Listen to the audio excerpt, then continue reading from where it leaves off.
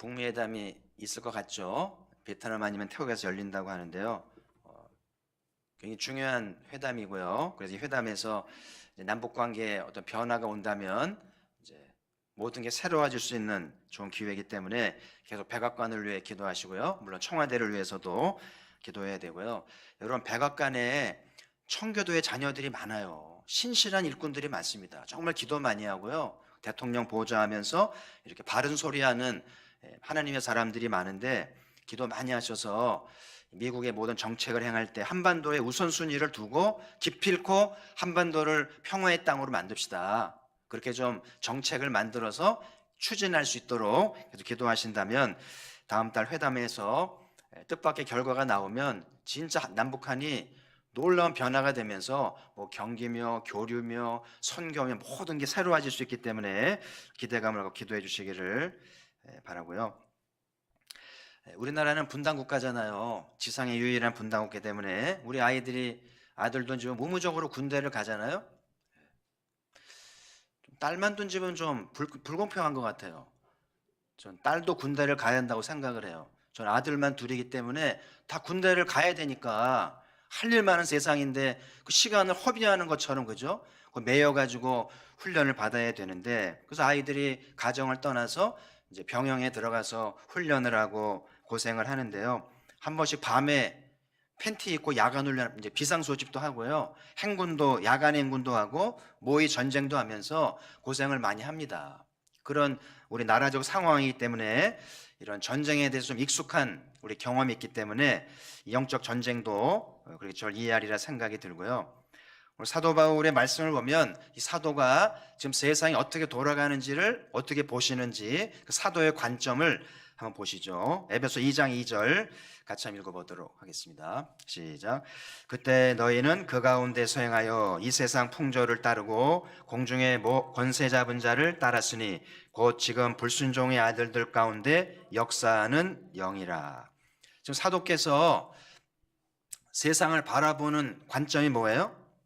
지금 공중 권세 잡은 자, 이 대기권에 권세 잡은 자가 있는데 마귀를 얘기하죠. 이 마귀가 역사하고 있다, 일한다는 거예요. 그래서 불순종의 아들들 가운데 60억 인구 가운데 하나님을 알지 못하고 불순종하는 사람들 가운데서 역사하면서 세상을 어둠으로 치닫게 하고 있다는 얘기잖아요.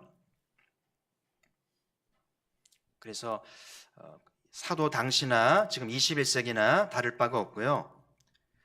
그러니까 죄가 왕노릇하는 그런 세상을 우리가 살고 있다고 사도가 말씀하고 있잖아요. 사람들 이런 걸 몰라요. 그냥 눈에 보이는 관점으로, 뭐 사회학적 관점, 경제적 관점, 이런 관점으로만 보이지 않는 공중권세 잡은 자, 불순종 가운데 역사하는 것들에 대해서는 전혀 알지 못하기 때문에 오늘 이 말씀을 잘 배워서 영적 전쟁에 대해 눈을 뜨고 관심을 갖는 것이 매우 중요하고요. 놀라운 것은 여기 말씀대로 우리도 한때는 이 세상 풍조를 따르고 공중 권세 잡은 자를 따랐다. 우리의 과거 자화상인 거예요. 우리 부모님들 과거의 우리의 모습이 세상 풍속을 쫓고 공중 권세 잡은 자를 따랐다는 거죠. 마귀의 자식으로 살아왔는데 예수 그리스도 안에서 해방되어서 하나님의 자녀가 되었다는 것이죠. 아멘. 그래서 더 이상 공중권세 잡은 자가 우리를 조종하거나 억누르거나 지배하지 못하도록 해방되었음을 오늘도 기억하시면서 예수 그리스도 안에서 공중권세 잡은 자 해방되는 유일한 길은 우리의 종교적인 노력이나 몸부림으로 되는 게 아니라 오직 예수 그리스도의 은혜로만 되잖아요. 그래서 오늘도 주의 보혈을 의지하면서 불순종의 아들들 가운데 일하기 때문에 우리가 이 권세에서 완전히 해방되기 위해서는 순종의 아들이 돼야 돼요. 신앙생활의 제일 덕목은 순종입니다.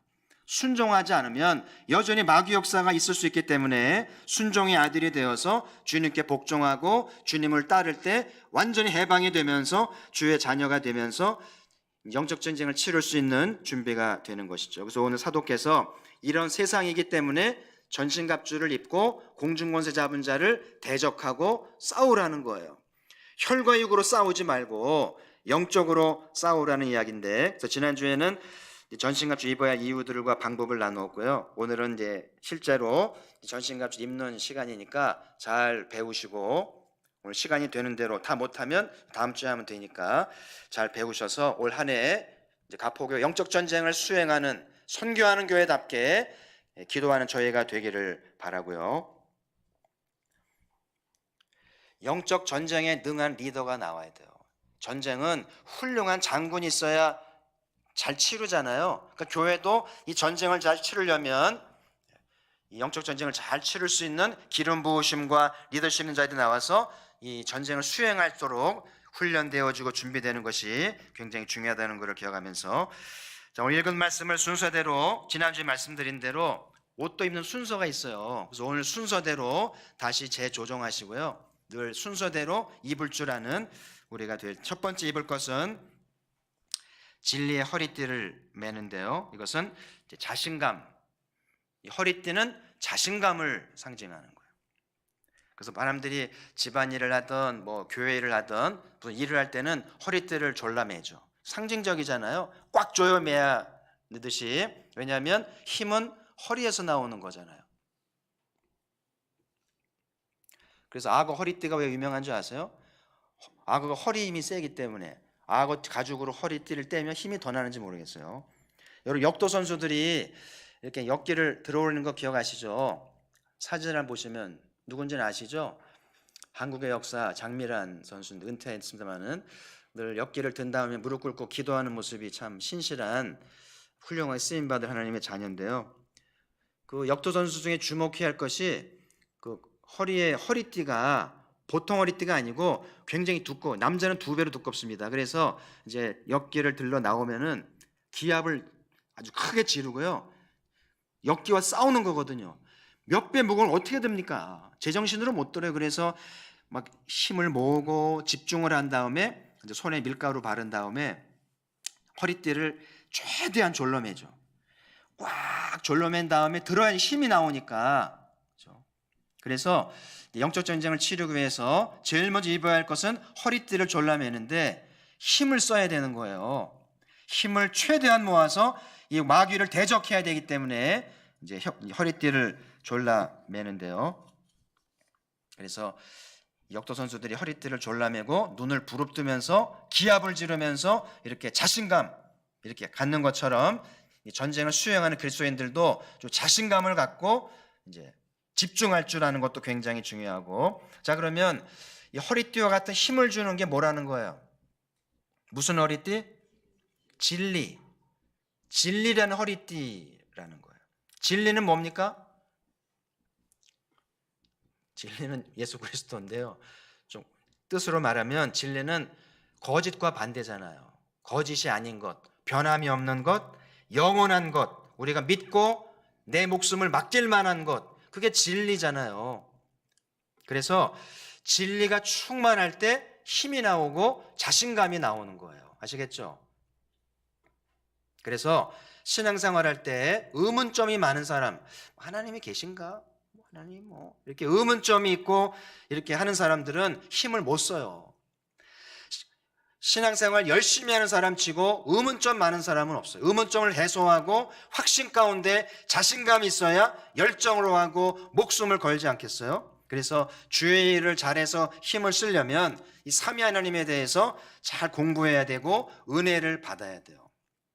그래서 하나님은 살아계시다. 아멘. 주님이 나를 도우신다. 주님이 승리하신 것처럼 나도 승리한다. 이런 자신감에서 힘이 나오는 거예요. 그래서 여러분 무슨 일을 하든지 우리 안에 두려움도 있고 자신 없는 것도 있고, 그죠? 소심한 것도 있는데 진리의 허리띠를 묶으면서 역도 선수까지 외쳐야 되는 거죠. 주님은 살아계신다. 주님이 나를 도우실 거야. 주님이 승리하신 것처럼 나도 승리할 거야. 그러면서 이렇게 외칠 때 자신감이 나오게 되겠죠. 그 태권도도 보면 태권도 매는 띠 있잖아요. 그 띠가 이제 그 수준을 나타내잖아요. 그 상대방이 까만 띠를 딱 메고 있으면 이제 함부로 할 수 없는데, 뭐 빨간 띠를 했다, 노란 띠도 있나요? 노란 띠 했다 그러면은 하나 많아요. 그런 거는, 그죠? 그러니까는 이게 상대적이기 때문에 이게 검은 띠를 메고 5단이라며 6단이래 그런 상대방을 싸우기도 전에 벌써 기선제압이 됐고 약구가 죽는 거예요. 그렇죠? 그래서 가포교회가 허리띠를 어떻게 메고 어떤 띠를 메냐에 따라서 마귀가 두려워 떨 수도 있고 조롱할 수도 있고 그렇죠. 그래서 오늘 이 말씀을 배우면서 진리로 충만하게 삼위 하나님에 대한 은혜로 충만해서 자신감을 갖고 허리띠를 메면 힘도 나오고 상대방을 제압하면서 이제 유리한 것을 점령하게 되는 것이죠. 그래서 오늘 사도가 에베소서는 참 영적인 책인데요. 그 에베소서 1장 3절부터 14절 제가 종종 소개하는 책이잖아요. 올해는 이제 하지 않았습니다만은 3절부터 14절까지 쭉 보시면 하나의 문장인데 보시면 거의 그리스도 안에서가 몇 번 나오는지 해보세요. 그러니까 말끝마다 그리스도 안에서, 그분 안에서, 그 사랑 안에서 계속 나오잖아요.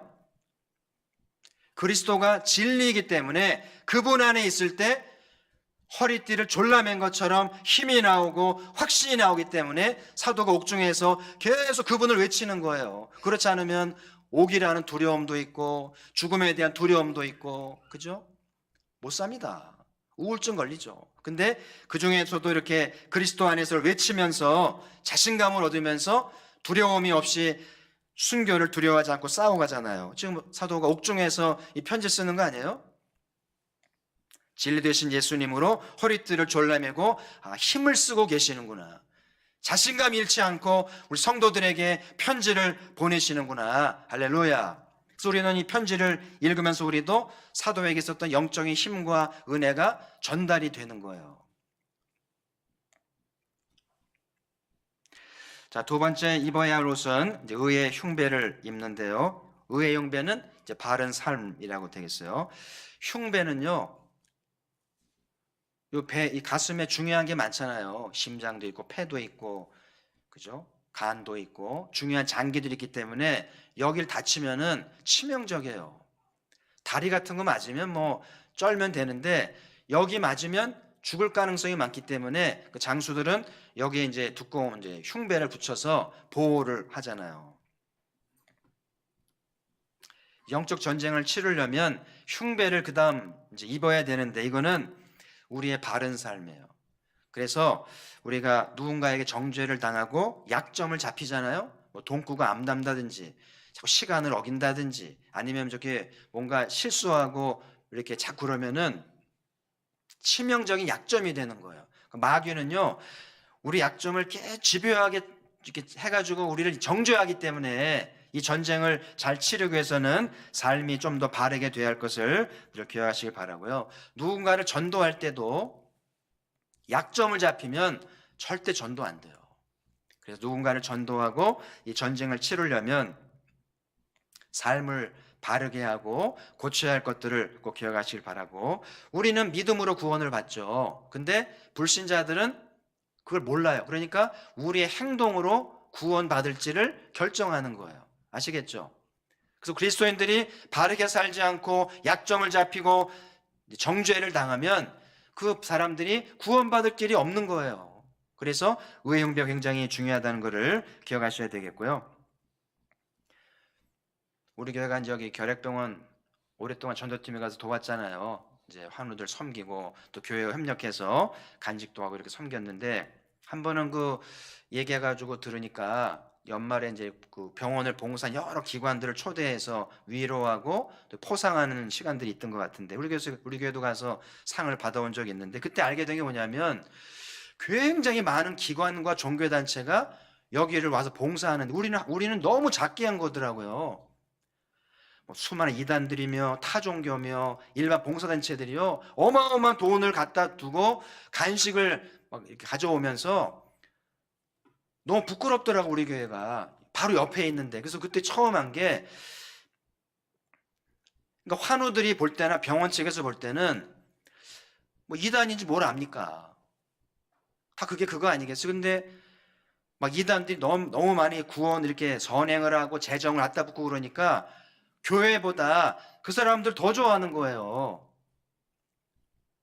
그래서 제가 좀 도전을 받고 우리가 좀 더 열심히 해야 되겠다는 그때 도전을 받은 기억이 나는데, 그래서 우리 교회가 바른 삶을 개발하면서 좀 더 열심히 이제 바르게 살고 선행을 해야만 이 사람들의 마음이 열려서 구원을 찾게 된다는 말씀인데,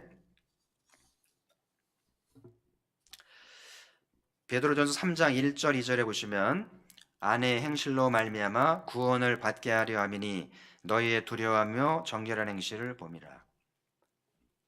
그러니까 안 믿는 남편이나 아내를 둔 가정은 어떻게 해야 되냐면은 행실, 아내의 행실을, 남편이 아내의 행실을 보고 교회 나갈지를 결정한다는 거예요.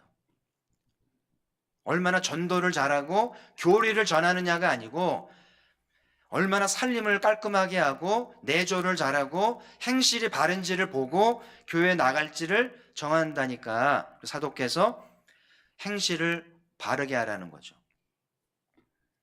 부모 자녀도 마찬가지예요. 부모님을 전도하고 자식을 전도하려면 행실이 이제 바꿔줘야만 된다는 것을,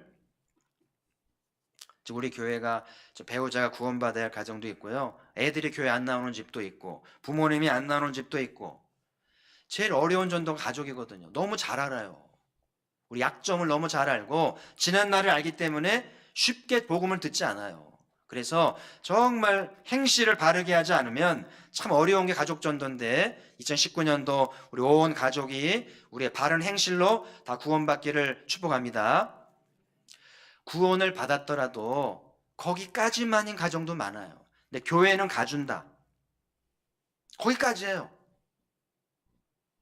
그래서 구원도 구원이지만 우리의 배우자가 좀 더 헌신하고 충성된 일꾼이 되게 하려면 좀 더 행실을 좀 더 바꿀 수만 있다면 내가 당신을 위해서라도 열심히 하겠다. 이렇게만 되면 이제 충성된 부부들이 나오고 교회가 탄력이 받는데, 교회는 나와주는 것 같은데 5년이 지나고 10년이 지나도 하나도 안 달라지는 이유가 행실 문제예요.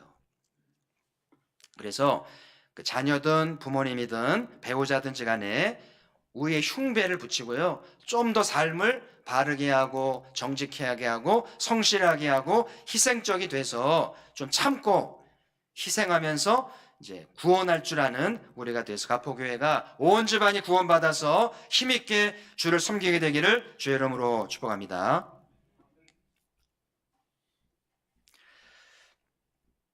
자, 세 번째는 복음의 신발을 신는데요. 첫 번째가 뭐였죠? 허리띠를 매는 겁니다. 두 번째는 흉배를 붙이고 순서 잘 따라오고, 세 번째는 신발을 신습니다. 이 신은 이제 복음을 전하는 삶인데요. 군인들의 군화라고 그러죠. 군인의 신발은 무기예요. 그래서 총칼 쏠 때는, 백병전 할 때는 신발이 무기여가지고요, 무지 아픕니다. 군화가 딱딱하거든요. 무기 역할을 하기도 하고, 막 행군하고 막 이렇게 전쟁을 수행할 때 이 군화를 신지 않으면 발 다 망가져요. 그래도 물집 생기는 편인데요, 일반 신발 신으면 발 다 망가집니다. 그래도 군화를 신었기 때문에 그만큼 된 거죠. 그래서 군화는 굉장히 중요하고요. 전쟁을 하러 나가는데 일반 신발 신고 나왔다, 그건 정말 우스꽝스러운 것이겠죠. 그래서 군화는 무기이기도 하고 발을 보호해 주는 기능을 하는데, 그래서 이 복음을 전하는 신을 신는 것은 우리 삶의 목적을 얘기하는 거예요. 공부는 왜 하는지, 장사를 왜 하는지, 왜 결혼을 하려는지. 그래서 군인은 이제 군화를 신고 무장을 하는 거는 전쟁을 수행해서 이기려는 거잖아요. 우리는 왜 복음의 신을 신어야 되는가? 복음을 전하기 위해서. 복음을 전하기 위해서 신을 신어야 한다는 거예요. 그래서 여러분 나름대로 복음을 전할 줄 아는 방법을 찾으시고요. 목사님 저는 말을 잘 못해요. 말하지 마세요. 말하지 말고 그냥 삶으로 전도하면 돼요. 많이 웃으시고 희생적으로 섬기시고 식신에도 척척척 하시고 그러면 전도돼요. 말을 좀 하시는 분들은 이제 복음의 전도 말씀을, 간증을 준비하든지 전도 말씀을 준비해서 나눠도 되고요. 여러분 나름대로 복음의 신을 신는 것이 이 전쟁을 수행하는 데 중요하다는 것을 기억하시길 바라고요. 지난 금요기도회 때 지상명령을 3시간 소개했잖아요. 임마누엘의 복은 지상명령을 받드는 자에게 주는 약속이에요. 근데 지상명령에 관심도 없고 수행하지도 않으면서 임마누엘을 운운하는 것은 뭐라고 그랬어요? 얌체 같은 거예요. 그렇게 하지 마세요. 될 수도 없고 지상명령을 따르지도 않으면서 임마누엘 하나님 찬양하지 마세요. 하나님과 관계없어요. 그래서 제가 얘기한 게 이제 요셉을 이야기했잖아요. 요셉이 노예로 팔리고 옥에 갔잖아요. 근데 임마누엘 하나님이 계시니까 전화위복이 되잖아요. 세상은 요셉을 버렸는데 임마누엘 하나님이 계시니까 야곱이 노예 생활 13년 만에 약관 30의 총리가 되잖아요. 임마누엘 하나님의 축복입니다. 할렐루야. 임마누엘 하나님 함께 계시면 좋겠죠. 그럼 어떻게 해야 돼요? 지상명령을 받들어야 돼요. 어떤 형태로든. 아시겠죠? 기도할 때마다 지상명령을 위해 기도하시고, 돈이 좀 생기면 어떻게 선교사를 돕고 복음을 위해 쓰일지 이렇게 해야 돼요. 그래서 올 한 해도 하나님이 누구의 사업장에 복을 주고 집안에 복을 주겠는가? 어떡하지? 복음 전하려는 집안과 일터 위에 복을 주셔서 복음 전할 기회를 주시고 재정의 복과 또 건강의 복과 물질의 복을 주셔서 영혼 추수하게 하시지 않겠어요? 그렇죠? 하나님은 논리적인 분이에요. 하나님은 설득당하는 분입니다. 뭐 무조건 달라고 그러지 말고 제가 주시는 대로 수입의 몇 퍼센트를 복음을 위해 쓰겠습니다. 제 살림 장부에 매달 그 지출의 몇 프로를 복음을 위해 쓰겠습니다. 이렇게 구체 작정하고 기도해 보세요. 하나님이 왜 복을 안 주시는지. 근데 그렇게 하지 않으면서 일방적으로 달라고만 하니까 하나님이 괘씸한 거예요. 많이 줬는데 복음을 위해 쓰지 않거든요. 분명히 돈을 많이 주셨는데 어디로 나갔는지 모르겠어요. 감추어 두었는지 딴 데다 쓰는지 어디로 새 나가는지 하나님이 속지 않으십니다. 그래서 가포교회가 진짜 복음을 위해서 충분히 쓰여지려고 할 때 하나님이 하늘문을 여시고 이 어려운 경기 중에도 채워주시고 넘치게 할 줄 믿습니다. 자, 로마 10장 14절 15절 같이 한번 읽어보죠. 시작. 듣지도 못한 일을 어찌 믿으리요? 전파하는 자가 없이 어찌 들으리요? 보내심을 받지 아니하였으면 어찌 전파하리요? 여기 보면 복음 사역에 세 인격이 나오죠.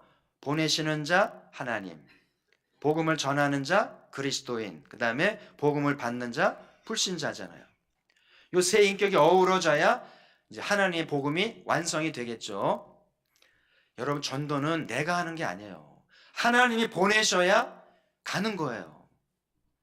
내 말로 전도가 되는 게 아니라 하나님이 보내시면서 말씀을 넣어주셔야 그 말씀이 영혼을 추수하는 것이고요. 우리가 전하지 않으면 사람들이 믿을 수가 없어요. 그래서 반드시 가깝게 멀게 가서 복음을 전해야만 복음을 듣는다는 것이고요. 그래서 오늘도 하나님이 내가 누구를 보내며 누가 나를 위해 갈고, 그럼 여러분이 뭐라고 그래야 돼요? 주님, 저 말고요, 쟤 있잖아요, 저 사람 있잖아요. 그러면 안 돼요. 주님, 제가 있잖아요, 저를 보내십시오. 아멘. 그래서 하나님은 살아계시고요, 정확하시고요, 설득당하는 분이에요. 잘 됐으면 좋겠죠. 애들 잘 됐으면 좋겠죠. 장사가 좀 잘 매출이 올랐으면 좋겠죠. 여러분 집값이 올라갔으면 좋겠죠. 그 비결이 뭐겠어요? 지상명령을 따라보세요. 왜 이걸 안 하면서 복을 달라고 그러니까 애만 쓰는 거예요. 복을 받아도 문제고요. 그래서 여러분 오늘 말씀을 잘 경청하시고요, 기도를 좀 바꿔보시고 재정지출의 우선순위를 바꾸어 보시면 분명히 달라져요. 인색하게 하지 마세요. 하나님을 위해서는 아까운 마음이 들지 않아야 돼요. 그래 하나님이 아까워하지 않고 우리에게 복을 부어주실 줄 믿습니다. 그래서 늘 교회 오실 때마다 또 출근하고 밖에 나갈 때마다 복음의 신을 신는 훈련을 잘 하시기를 바라고요. 자, 한 가지만 더 하죠. 자, 네 번째는 믿음의 방패를 드는데요. 이거는 살아있는 믿음입니다. 방패는 막는 거잖아요. 오늘 본문에 보면 16절 끝에 보면 악한 자의 모든 불화살을 소멸하고. 과거에 이렇게 중세기 영화 보면 화살이 주목인데요. 화살을 쏘면 화살 몇 개 쏩니까 한 번에? 부대가. 중국 영화 보면은요 화살이 몇 개 날아가는 것 같아요. 비오듯 옵니다. 비오듯. 그러니까 방패가 없으면은요 다 죽습니다. 그래서 여기 이제 팔에다 이제 손잡이를 끼고 이렇게 칼을 들고 이제 이렇게 막아내야 되거든요. 그래서 우리가 영적 전쟁을 수행하면서 이 믿음의 방패가 있어야만 적의 공격을 막고 시험에 들지 않고 악에 빠지지 않기 때문에 믿음의 방패가 굉장히 중요하다는 것을 명심하시고요. 마귀가 어떻게 우리를 공격하나요? 불화살이 뭐예요? 말로 불화살을 쏩니다. 대부분이 말로 시험을 들어요. 그리고 약점으로 공격을 하고 또 환경으로도 공격을 합니다. 대표적인 게 욥인데요. 제가 볼 때 욥이 제일 크게 공격당했던 것 같아요. 하루아침에 자식 10명이 다 죽었잖아요. 세상이 말이 됩니까? 10명이 다 죽었어요. 그리고 그 많던 재산 다 없어졌고요. 건강도 그냥 목숨만 유지하잖아요. 그리고 아내만 도망갔잖아요. 최악의 상황을 만난 거죠. 마귀가 최악으로 공격을 한 거예요. 그때 요셉이 이렇게 공격을 당한 다음에 첫 반응이 뭔지 아세요? 자, 보실까요? 욥기 1장 21절. 자, 뭐라고 했는지 같이 보죠. 같이 읽어보죠. 시작. 내가 모태에서 알몸으로 나와 싸운즉 또한 알몸이 그리로 돌아가올지라. 주신 이도 여호와시오 거두신 이도 여호와시오니 여호와의 이름이 찬송을 받으실지니이다. 아멘. 여러분 같으면 어떻게 했을 것 같아요? 아니, 하나님이 계시면 이렇게 하실 수 있는 거예요? 하나님 허락했으니까 된 거거든요. 아무리 마귀가 난리를 쳐도 하나님 허락하지 않으면 안 되는데 왜 하나님 허락합니까? 믿는 사람들을 복이나 주시지? 이거 볼 때는 100% 시험이에요. 100% 교회 안 나옵니다. 이러고 뭐하러 교회 나옵니까? 근데 욥은 공격을 당하고도 하나님을 찬송합니다. 그러면서 하나님을 욕하지 않잖아요. 참 대단한 사람이에요. 마귀가 욥을 치면서 욥에게 기대한 게 뭐겠어요? 왜 욥을 공격한 거예요? 하나님 떠나라는 거예요. 하나님 없다는 거잖아요. 그리고 신앙 그만두라는 거예요. 오늘로 말하면 교회 가지 말고 그리고 그냥 다 그만두라는 거예요. 그러면서 마귀의 수하가 되라는 거잖아요. 근데 욥은 마귀의 장단에 맞추지 않았어요. 그러면서 전혀 마귀가 기대하지 않았던 하나님을 찬송하잖아요. 그 마귀가 기가 막혀져. 놀부가 기가 막혀가 아니라 마귀가 기가 막혀. 할렐루야. 마귀의 장단 맞추지 말고 마귀의 역공할 줄 아는 영의 사람 되기를 축복합니다. 왜 욥은 장단 맞추지 않았을까요? 왜 욥이 인간인데 왜 하나님 욕하고 싶지 않겠어요? 왜 욕하지 않고 하나님을 찬송하면서 마귀의 장단을 맞추지 않았을까요? 그리스도인의 자존심이에요. 사람은 자존심만은 남아있어야 돼요. 그리스도인의 자존심. 내가 죽으면 죽었지 하나님을 떠날 수는 없지. 내가 죽으면 죽었지 마귀의 수하가 될 수는 없지. 아멘. 하나님이 요셉을 믿는 구석이 있는 거예요. 욥을 믿는 구석이 있는 거죠. 예수님 십자가에 돌아가셨잖아요. 마귀가 온갖 괴계를 부렸잖아요. 그럼 예수님이 돌아가실 때 마귀가 바라는 게 뭐겠어요? 예수님이 어떻게 했으면 좋겠어요? 어떻게 하길 바랬을까요? 마귀가 힘들면 그만두라는 거예요. 젊은 나이지 않냐? 꼭 죽어야 되냐? 힘들면 내려올 수 있지 않냐? 천사들 동원해서 다 죽일 수 있지 않냐? 예수님은 장단 맞추지 않았어요. 예수님이 권세를 부려서 돌아가시다고 살아났으면 우린 여기 없잖아요. 그렇죠? 예수님이 힘들었지만 자존심도 상했지만 마귀에게 장단 맞추지 않고 끝까지 고난의 종의 길을 가신 덕분에 우리가 구원을 받고 지성소로 나아가면서 은혜 받게 된 줄 믿습니다. 마지막 자존심이죠. 그래서 여러분, 아무리 어려워도 마귀의 장단 맞추지 마세요. 그런 말 있잖아요. 애들이 공부 안 하면 공부해서 남 주냐? 신앙생활도 마찬가지예요. 신앙생활 잘해서 남 줍니까? 누구 좋으라고 신앙생활 하는 거예요? 이 목사에게 보탬 되라고? 그러지 않잖아요. 자기를 위한 거예요. 그래서 오늘 네 번째 믿음의 방패는 그런 고백과 같아요. 나는 내가 지킨다. 한번 따라 합시다. 나는, 가슴을 이렇게 치셔야지. 나는 내가 지킨다. 물론 부모님이 돌보고 배우자가 챙기고 친구도 있고 뭐 좋은 사람이 있습니다만은 끝까지 돕지 않아요. 나는 내가 돌봐야 돼요. 내가 나를 포기하고 내팽개치면 마귀의 수하가 되고요. 소망이 없기 때문에 믿음의 방패를 가지라는 말은 그리스도인의 자존심을 갖고 내 인생은 내가 지킨다. 내 신앙 내가 지킨다. 이 고백을 하라는 이야기예요. 그래서 세상이 나를 버릴지라도, 세상이 흉흉하고 악해질지라도 세상 바뀌지 않아요. 바뀌길 기대하지 마세요. 경기는 더 나빠집니다. 거기에 의지하지 말고 내 신앙은 내가 지키면서 하나님이 나를 도우신다는 허리띠를 메고 내 신앙을 지키면서 믿음의 방패를 가지고 마귀를 대적하기를 소망합니다. 그래서 늘 부부 사이에 말로 시험 들어요.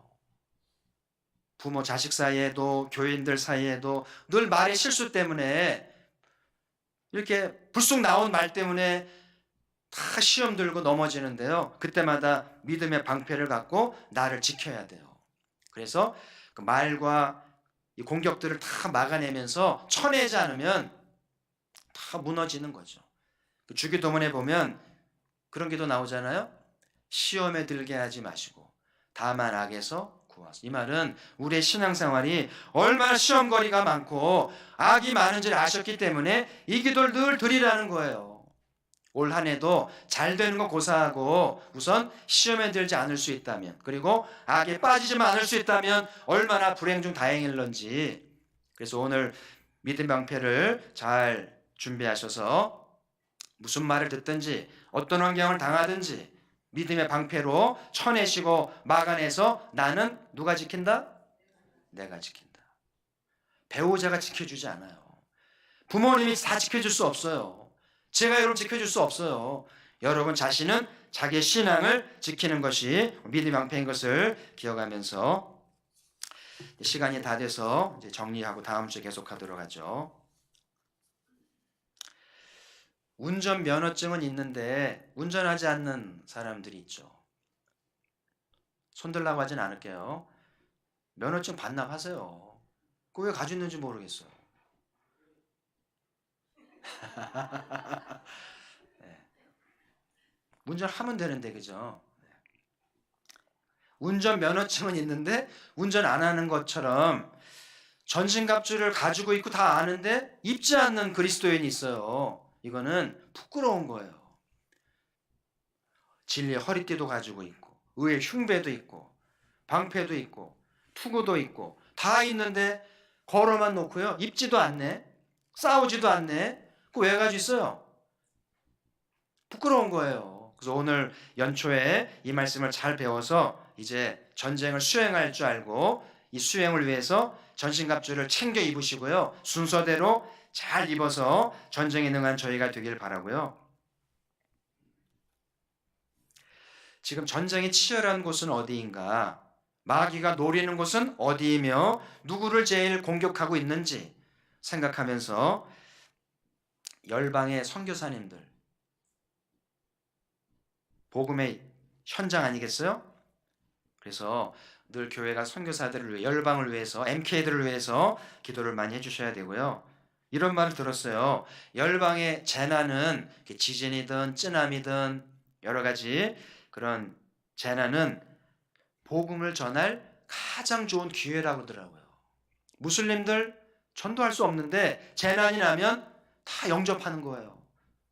근데 선교사님이 물자를 받아가지고 무슬림 지역 가서 도와주면서 친구 되면 복음 듣는다는 거예요.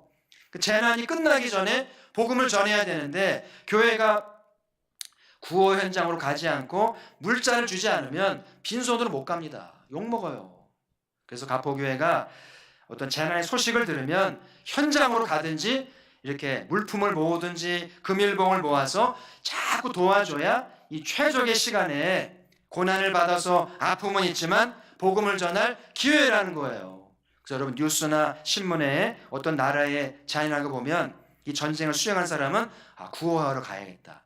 구호를 내야겠네. 이렇게 해야 돼. 당회 건의해가지고 우리 구호품 모아서 재난에 보냅시다. 그래야 전쟁을 수행하면서 고난을 통해서 열방의 영혼들을 구원하게 되는 거예요. 아시겠죠? 그 하나님이 나중에 보상합니다. 네가 내 나라를 위해서 재난의 날에 많이 구호에 참여한 거에 대해서 하나님이 얼마나 기뻐하실지. 하나님이 세우신 두 기관이 가정과 교회인데요. 가정이 무너지고 있고 교회가 흔들리고 있어요. 그리스도인들은 전신갑주를 걸어만 놓고 입지도 않고 싸울 줄도 모르고 그러고 있으니까 이길 수도 없죠. 그래서 가정을 살리고 교회를 살리기 위해서 오늘 여러분들이 전신갑주를 입읍시다. 수요예배 올 때 입고 오세요. 수요기도회, 금요기도회는 기도회니까 맨몸으로 오지 마세요. 군화 신고 허리띠 메고 방패 가지고 투구 쓰시고 칼 들고 그래서 다음 주부터는 통성으로 기도하면서 전쟁을 수행해서 마귀 진영을 떨게 하고 제압하는 영적 전쟁이 되기를 축복합니다. 그래서 가포교회를 통해서 가정이 살아나고 교회가 살아났으면 좋겠어요. 전신갑주를 일상의 옷을 입듯이 빠르게 정확하게 자꾸 연습을 하셔야 돼요. 그래서 우리나라는 아까 전쟁을 해야 될 나라이기 때문에 젊은이들이 징집이 되기도 하고 예비군 훈련 가야 되잖아요. 그런 것처럼 교회가 동원령이 부르면 빨리 전신갑주를 입고 교회 동원돼서 기도해야 됩니다. 아시겠죠? 앞에 항존직 쫙 진열해서 앉으시고요. 뒤에 순서대로 앉으셔가지고요. 전신갑주 입고 이거 해야 돼요. 아무리 바빠도 주님이 동원하라 그러면 동원돼서 싸워야 됩니다. 그래서 복음서에 보면 왕의 잔치에 예복을 입어야 돼요. 그런 것처럼 영적 전쟁을 위해서는 갑주를 입고 와야 됩니다. 그래서 가포교회가 올 한해 이 갑주를 잘 배우고 잘 입어서 전쟁을 잘 수행해서 하나님으로부터 무거운 장도 받고 면류관 받는 우리 모두가 되기를 주의 이름으로 축복합니다.